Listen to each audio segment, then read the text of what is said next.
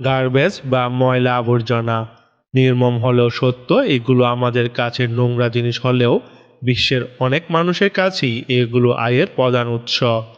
বিশেষ করে যারা অনেক গরিব তাদের জন্য। যেমন বিভিন্ন ধাতব পদার্থের ভাঙা অংশ, প্লাস্টিক ক্যান, বিভিন্ন ধরনের বোতল, এগুলো ফেলে দেওয়া হলে সেগুলো আবার পুনরায় ব্যবহার করার জন্য সংগ্রহ করা হয়। এমনভাবেই ফিলিপাইনে মেলিনা শহরে কিছু দরিদ্র মানুষ সেখানকার আবর্জনা বিক্রি করে জীবিকা নির্বাহ করে। কিন্তু সেখানে আবর্জনাটা একটু ভিন্ন রকম। তারা মূলত বিভিন্ন ডাস্টবিন থেকে খাবারের ময়লা সংগ্রহ করে। তারপর এই সংগ্রহ করা ময়লা রান্না করে নতুন খাবার হিসাবে বিক্রি করা হয়। এই খাবারগুলোকে তালালক পাকপাক বলা হয়। এই শব্দ দিয়ে মূলত খাবার থেকে ময়লা পরিষ্কার করা বোঝানো হয়।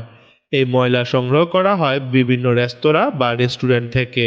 এই প্রক্রিয়াটা সাধারণত রাত 10টা বা 11টার পর থেকে, যখন রেস্টুরেন্টগুলো বন্ধ হয়ে যায় ঠিক তখন থেকে শুরু হয়। রেস্টুরেন্ট বন্ধ হয়ে গেলে সেখানকার কর্মীরা খাবারের ময়লা ব্যাগে করে বাইরে ফেলে দেয়। আর বিভিন্ন রেস্টুরেন্ট থেকে দ্রুত এই ব্যাগগুলো সংগ্রহ করাই এই দরিদ্র মানুষগুলোর কাজ, যাতে খাবারগুলো পচে না যায়।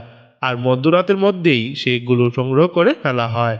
শহরে বিভিন্ন রেস্টুরেন্ট থেকে তারা ট্রাকে করে এই ময়লা ব্যাগগুলো নিয়ে ফেলে দেয় বস্তির একটা আবর্জনার স্তূপে। Le spese per la mia famiglia.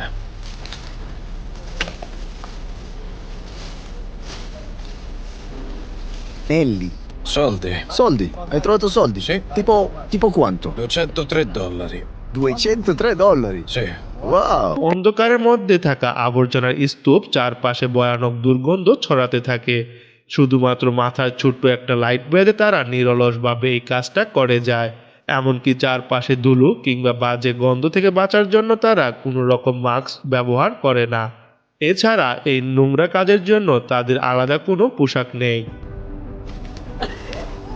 Non fa male. Buono! È delizioso. Che cos'è questo? È delizioso, sì. তাদের এখানে প্রয়োজন কেবলমাত্র 2টা হাত, যা দিয়ে তারা আবর্জনার স্তূপ থেকে খাবারের উচ্ছিষ্ট খুঁজে। মূলত তাদের প্রয়োজন মুরগির হাড় এবং সাথে লেগে থাকা কিছু মাংসের টুকরো। Ako po si Tatiana Horado.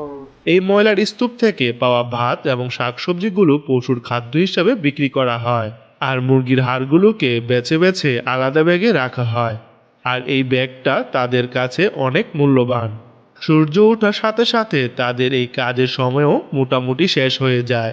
তারপর মাংসের টুকরো সহ মুরগির হাড়গুলোকে প্রতিটা 10 কেজির ব্যাগে আলাদা আলাদা করে প্যাক করা হয়। আর এইগুলোকে বিক্রি করা হয় বস্তির খাবার বিক্রেতাদের কাছে। বৃষ্টির শেষে মাত্র সূর্য উঠেছে। বস্তির রাস্তার ফাঁকে ফাঁকে পানি জমে আছে।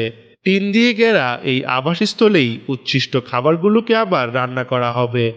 ভোরবেলা থেকে এখানে কাজ শুরু হয়ে যায়। এই রান্নার পুরোটাই করা হয় ফিলিপাইন স্টাইলে, যাতে করে মাংসের সাথে টমেটো পেস্ট মেশানো যায়। রান্নার প্রথমে সমস্ত মশলার উপাদান তৈরি করে নিতে হয়। এরপর মুরগির হাড়গুলোকে 4বার পানিতে ভালোভাবে ধুয়ে শুকাতে দেওয়া হয়, যাতে এগুলো থেকে কোনো দুর্গন্ধ না বের হয়। এরপর একটা কড়াইয়ে পেঁয়াজ ভেজে তার সাথে মুরগির হাড়গুলোকে ভেজে নেওয়া হয়। আর সাথে দেওয়া হয় পরিমাণ মতো লবণ। এরপর তার সাথে টমেটো পেস্ট মেশানো হয়। টমেটো পেস্ট দেওয়ার কারণ হলো রান্নার স্বাদ বাড়ানো।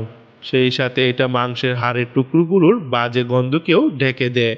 এরপর এটাকে 15 মিনিট কম তাপে রান্না করা হয়। তারপর এটা পুরোপুরিভাবে প্রস্তুত। রান্না শেষে গরম গরমে এটাকে পরিবেশন করা হয় বিক্রির জন্য। প্রতি প্লেট পাক পাক 10 পেসো অর্থাৎ 20 টাকায় বিক্রি করা হয়। Ipag ko tayo ay pagkano. 2,020. Baka may bago Kaya pa sa mga kita sagkaras, rin may hari ko. malalaman nyo, sa pagbalik, dito lang po sa এই দোকানের মালিক জানায় সে মাত্র 120 পেসো বা 150 টাকা দিয়ে এই মুরগির হাড়গুলোকে জোগাড় করেছে। তারপর সবগুলোকে রান্না করে 2টা প্যাকেট করা হয়, যেগুলো একটা প্যাকেট 200 পেসো বা 350 টাকায় বিক্রি করা হয়। রান্না করার সব খরচ বাদ দিলে তার 50 পেসোর মতো লাভ হয়, যেটা মোটামুটি 80 বা 90 টাকার মতো।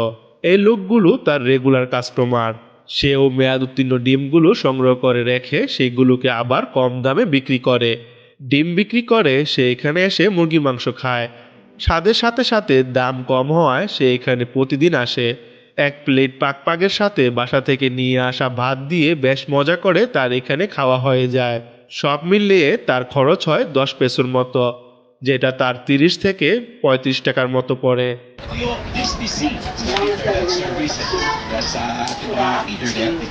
তবে কেন বেশিরভাগ পাক পাক নামের এই খাবারটা মুরগি দিয়ে বানানো হয়?